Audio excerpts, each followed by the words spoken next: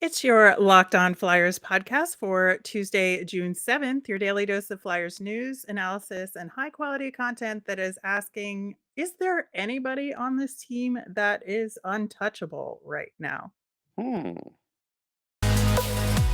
Your Locked On Flyers, your daily podcast on the Philadelphia Flyers. Part of the Locked On Podcast Network.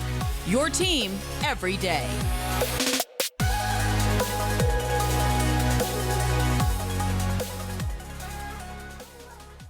Hello, people of Flyers Land. I am Rachel Donner. You can find me on Twitter at rmiriam. I'm here as always with Russ Cohen, who's on Twitter at Sportsology.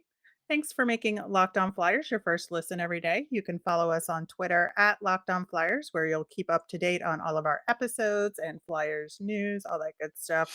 You can also email us at lockedonflyers@gmail.com. Today, we are going to talk about the current Flyers roster in terms of off-season potential for trades, who's untouchable, who would we think about, and who's free to go. And then we will touch on the NHL playoffs and how those conference finals are going. Locked On Flyers is free and available on Apple Podcasts, Spotify, Odyssey, wherever you get podcasts. So subscribe. You'll get all of our episodes here on the Locked On Podcast Network. Plus, you can also watch us over on YouTube. So subscribe over there as well. All right, Russ. So looking at this roster we currently have, there's a lot of unsigned people. So there's a lot of moving pieces and parts here. But there are a bunch of guys who are under contract. And as we approach this offseason in terms of potential trades that may or may not occur, I think it's an interesting exercise to look at it because we've talked about who we think the core of this team is moving forward. And then we Mm-hmm. also have this aggressive retool that Chuck Fletcher talks about. And what could that mean? So I think it does mean, as we've talked about pretty recently about Travis Konecny, that trades are on the table. But who exactly is, the main course and who's maybe a side dish in what we're looking to do this offseason? That was a terrible metaphor right there. I apologize Yeah, it was a little for weak. that. All right. So the first off, the people with no move clauses. We have Kevin Hayes and Cam Atkinson. Are either of those guys potentially somebody you would ask for a waiver? I mean, potentially, you wouldn't do it now, and you might do it at the trading deadline because if the aggressive retool is flopping, then you might do that. No reason to do it now. Kevin Hayes would be the hardest to trade, so there's that. Yeah, I think if you're looking at this, to me, it's what are you getting for the value, right? And you're looking at their contract, you're looking at what they're providing to the team, both on the ice and in the locker room, and you're saying how much are they worth to the Flyers? And I think you're right, especially about Kevin Hayes. Obviously he makes a little bit more money here than Cam Atkinson does. And I think Cam Atkinson to me is again, maybe he's somebody you look at the trade deadline like you're talking about, but not this offseason. I think Mm-mm. he's a real strong leader. And again, bang for your buck there in terms of what he can provide. You're not going to get a guy like that can play in your top two lines for that amount of money. No, and he's good with the young players. So, like in camp, he's a good guy to have in camp. So I'm in no rush. And Kevin Hayes, the term is the killer. Honestly, not even the salary. Yeah, and, he's only got 1 more year on his contract than Cam Atkinson does, but, it's at 7.1. That's to me, that's just almost unmovable unless you're gonna retain salary, and honestly, what's the point? Because to me also, I think Kevin Hayes looked like he was getting better toward the end of last season, and Yes. I think that he should, in theory, be coming back in a much better position. So, I think these guys are pretty much safe. Hmm. I think this one, I'm excited to hear what you have to say, Russ, because you always have a lot to say about this guy, and that's Ryan Ellis. And I feel like he's unmovable due to the injury. Yeah, the draft is in Montreal this year. If I only could go back to the 2000, I guess, 9 Montreal draft. I think it was '09, where Ryan Ellis was drafted. I maybe could talk to him and tell him to play a different way. So this way, when he got traded to the Flyers all those years later, it might have helped him not get injured. But since I can't do that and I'm not able to go back in time, I will just say yes. Nobody would want Ryan Ellis right now, and at this point, nobody who I've spoken to has recalled a situation like this where a guy's playing ability is this much up in the air for more than one season. I mean, I think ultimately that's it, and we're kind of stuck there. And he's either gonna play or he's gonna be on LTIR again, and Yeah. we just gotta kind of deal with whatever that is as it comes. Looking at some of the other guys who may or may not be part of what you think is the core of this team, like we talked about, but guys that I think you get good value based on their contract and that you think that they would be potentially part of a good core moving forward. I think number one on that list for me is Joel Farabee. Yeah, he's number one on my list too. Agreed, and definitely not untouchable. If somebody wants to call about Joe Farabee, I'll listen. I have to. Right, you have to listen to everything, and I think that's the underlying assumption here, right? Yeah. Is you'll take the phone call on anybody, but it's gonna take a lot to move a guy like Joel Farabee, I Yes. think, just because, again, really good value, only 5 million, got that locked in for, I think, 6 years Yeah, that's now, good. so that's really good for a guy like that. I think this may be a little off the table for some folks, but I think another guy that's sort of untradeable is Oscar Lindblom. I just think emotionally and with his history and everything and knowing where he is coming back from being sick, he's just a guy you don't trade. Yeah, I don't see a good reason to do it, and he still does play it a way that most of the Flyers don't play, good along the wall. Like he does have those abilities, plus everything else that has happened. I just don't think it would be a good idea. It would be bad PR wise. It'd be bad for the team Mhm. because he's a good team guy. Yeah, I think so too, and everybody loves having him around, like you said, and I certainly am looking forward to seeing what he can do next season. Me Again, too. being in a better position physically to play next year, and he's only making 3 million, so I don't hate that as well. I think if he can hover in the middle six, as long as we keep him off the fourth line, I feel like he'll be in a good Yeah, he needs to position. stay away from the fourth line. That's just wrong. Yeah. All right, and I think this one is, of course, you take the phone call, but at the same time, I do not wanna see him traded, and that's Travis Sanheim. I feel like he is the only, like, close to sure thing about the Flyers defense right now, and I just don't think you can give that up with all of the question marks around how is Provorov gonna play? What is happening with Ryan Ellis? Is Cam York gonna pan out? Travis Sanheim is going to be a mainstay of your defense, and he's a known entity. And I just don't want to see him go. Well, Rachel, I've been doing some math lately, and math is a I would say math is the enemy to Flyers fans who like players and don't want to see them go anywhere.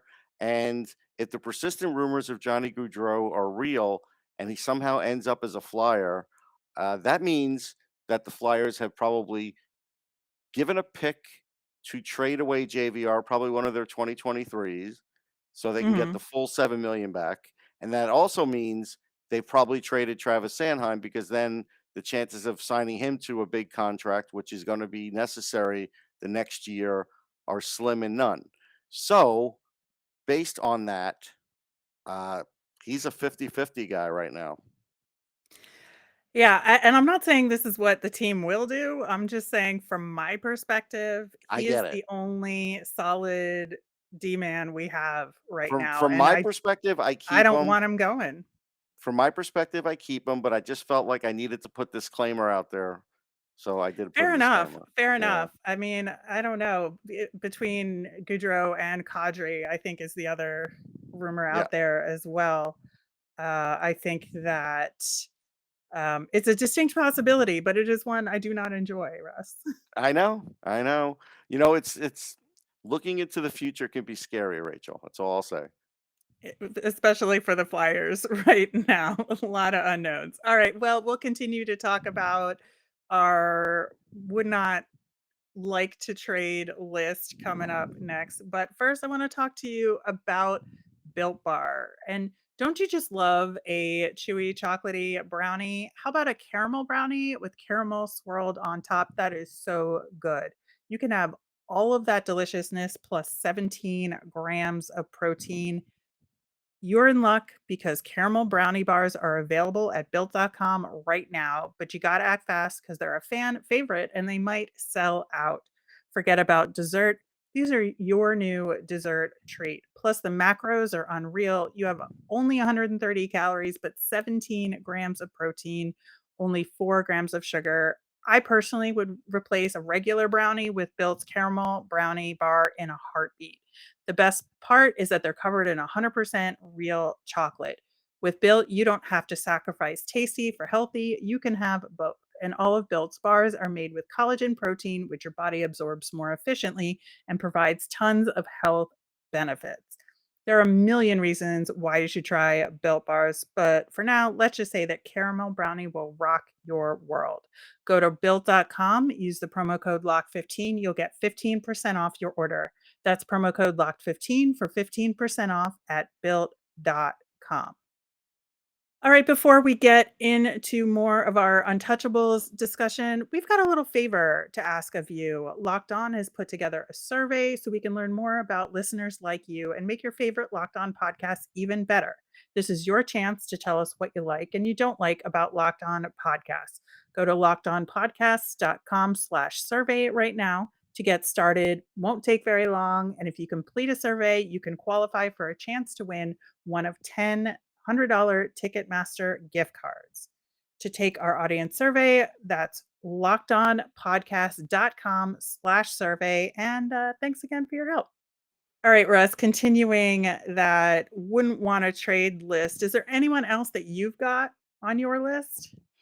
Yeah, Sean Couturier for sure. Right. I That would rock my world probably more than a Built Bar Mm-hmm. if he got traded. And again, he's one of the only guys on the team that plays great defense. He's one of the only guys on the team that you have to game plan against when he's healthy. He could lead a team. He could also carry a team. So I know he was injured, but guess what? I cannot trade him. No, absolutely not. I think you're right that he is the 1C of this team right now, and he does have that amazing two-way game. And I think he is one of those cases where, yes, he does cost a lot of money and we have him locked up for a pretty long time, but is it worth it? 100%. I think he earned that contract, and especially because his bridge contract was so cheap, I Hmm. think that he absolutely deserved what he got on this contract, and I certainly hope he is a Flyer for a very long time. May end up being the next captain. We shall see. But yeah, Sean Couturier is absolutely on that list.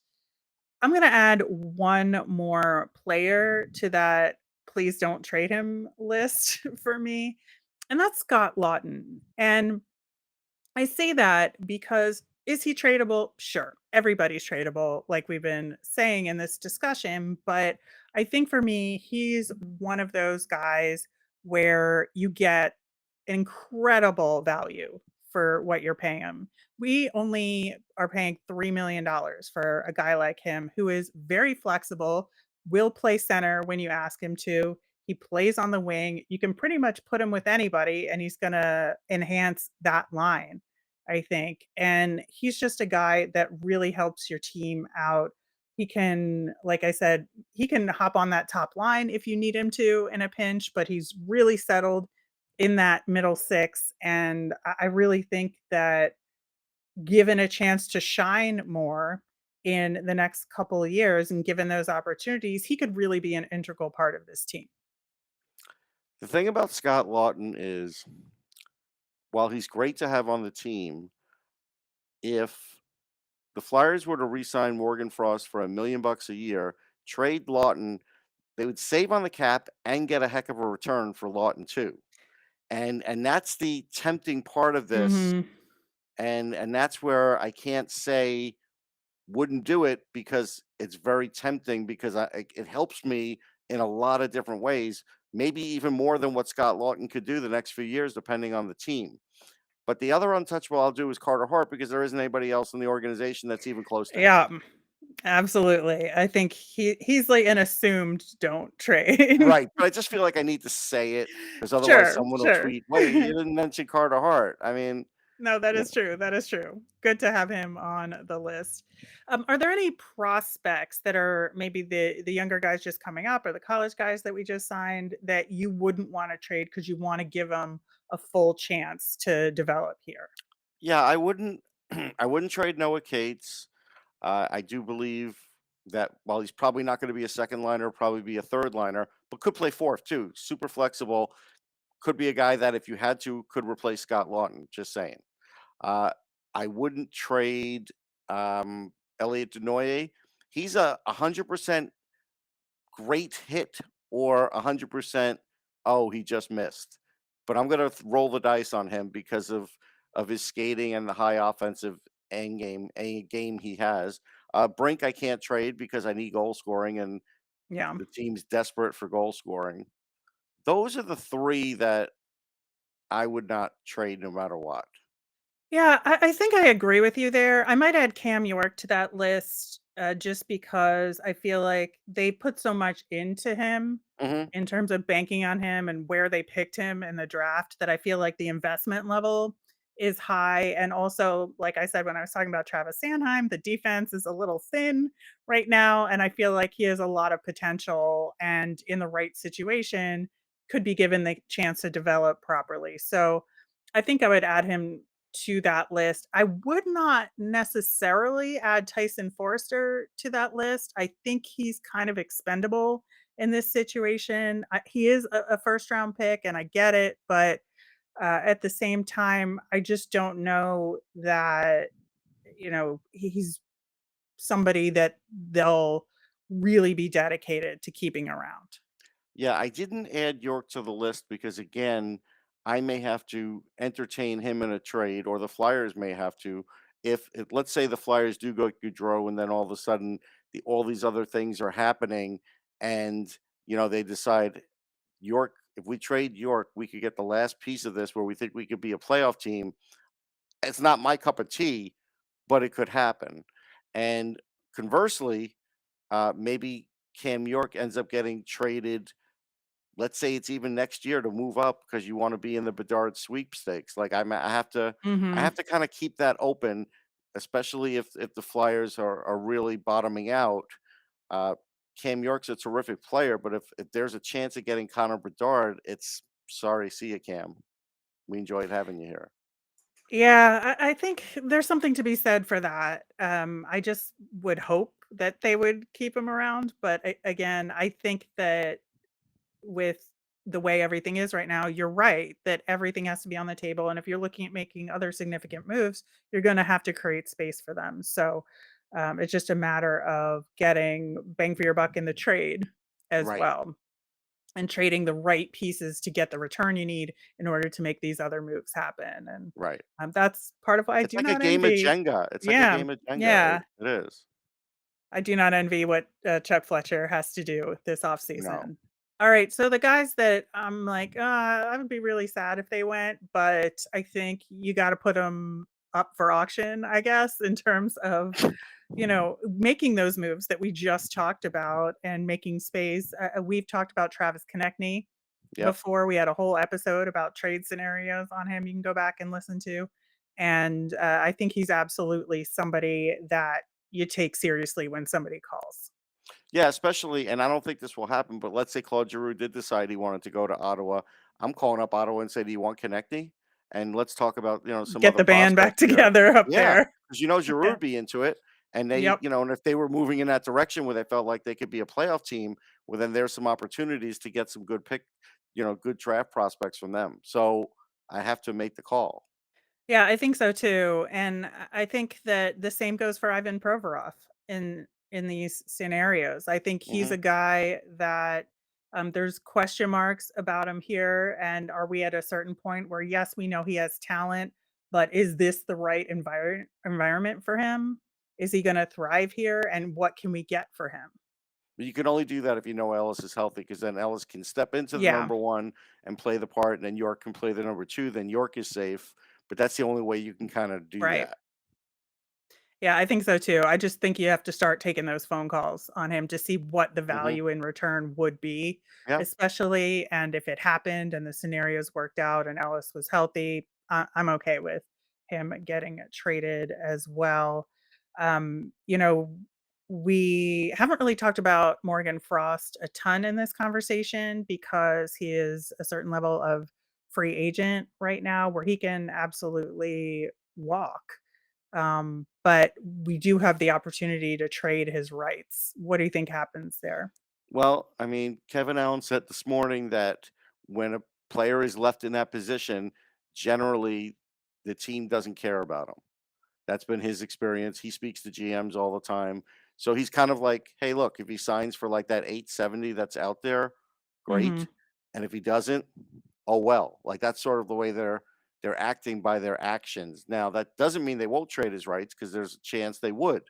Um, because again, like Morgan Frost, if he gets a call from the Toronto Maple Leafs and the Maple Leafs say, yeah, we'll give you $1 million for like 2 years, he would then get an RFA contract after that. It would be worth it for the Leafs to do it, because this guy's getting a raise, so he's happy for the next 2 years. He's in his home market, but then the Leafs still have him as an RFA, because then he does qualify to be an Right. RFA, and that could be a bargain if he blossoms the way you think he's going to. So I think Pittsburgh with Ron Hextall, who traded up to get him, would have interest, and I think even Dave Haxtell in Seattle would have interest. That is a good point as well, and I think that I would be personally very sad to see Morgan Me Frost too. go, especially because of, what they've put into his development, and I Yep. think he really is on the precipice of That's why doing you can't let something him walk. good. If you let him Yeah. walk, that would be awful. Yeah, I absolutely agree.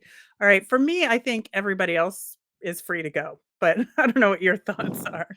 I mean, yeah, I get what you're saying, like Not free to go. for Like, free, but you know what I no, mean. yeah, like it would take a lot to for Foster or Isaac Ratcliffe.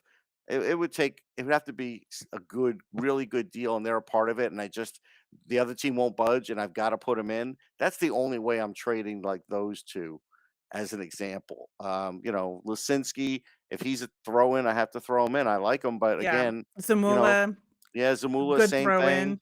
Good Yeah, throw in. You're gonna have to, if they make a deal like a hockey trade, one of gotta these pay guys, something to get something, right? one or two of these will get thrown in. I know people are gonna be like, "Hey, look at Abe Cabell. He's playing in the playoffs." And look, you and I both said he's not a superstar or anything, but we knew he was gonna have a better role than what he was having here. That Absolutely. could happen to these guys too. Yep. All right. Well, we'll see what Chuck Fletcher does as these next weeks. And then, of course, the free agency period happens in July as well. But trades could be on the table. So we will be talking about that as we continue this off season. We're going to finish up with a little catch up on the NHL playoffs and our predictions. Russ, I know you have a keen interest in the series between the New York Rangers and Tampa Bay Lightning. I think the Mhm. big question for me in that series is what have the Rangers been doing to stop Tampa's potent offense? Okay, so what's been happening here is a few things. The further they've gotten in the playoffs, the more playoff experience their younger players have had. So, like Keandre Miller is now like way more of a force. I know you don't want to hear this. Way more of a force than he was even at the Biggest start of. pain of my life in Flyers draft history. Yeah, Biggest, no question. yeah, and he's really now starting to become a force. Like maybe not be physical, but with his stick checking and skating, his skating is just great. And Tampa at times could look a little slow without Braden Point. So he's been doing a great job. Braden Schneider has been stepping up. Justin Braun looks really good these days. He has been rubbing out some Mhm. guys at the right times to make those kinds of plays. He's been blocking shots. Barkley Goudreau coming back has been blocking shots. So that's been a big factor. Shesterkin, obviously, a big factor too. The interesting thing about this series is At Tampa, it seemed like last game their strategy was we're going to just try and run over Shesterkin. And then the Rangers scored on power plays, but then, you know, they scored on their power plays too. So Right. Right.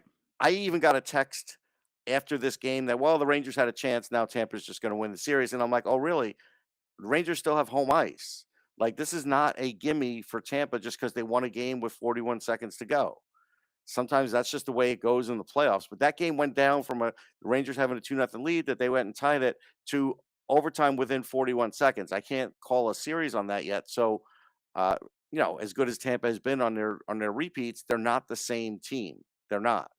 So these next few games will be really interesting. I mean, again, if Tampa wins at home, then if this becomes that, hey, Tampa can't win on the road like Carolina and the Rangers can win at home, we know what happened in the last round, and that could happen. Yeah, I think I go back and forth whether I think the Rangers are gonna just win this out, or is Tampa gonna come back and take over because it feels like they have that in them, right? We've seen it time and time again, and Vasilevsky just locks things down, and you're done for, right? But at the same time, I've just seen the Rangers fight back from those moments. Like each of these games so far in the series have had those moments where you feel like the Lightning are going to take over, and the Rangers shut it down Yeah. eventually. And so I think it'll be a lot of fun. I think it'll go 6 games, for sure, but, I do think that either team could win this series, and I would not have said that Yeah, I will tell beforehand. you one freaky thing that I saw. Ryan McDonough's up to 146 playoff games. People in Montreal, I'm sure, are still stinging over that because that was ridiculous when they got rid of him. But I do also want to say, like, I did a book signing with Ryan McDonough, and I got a bunch of autographed items. So every time he plays more and does better, it doesn't hurt me. Yeah.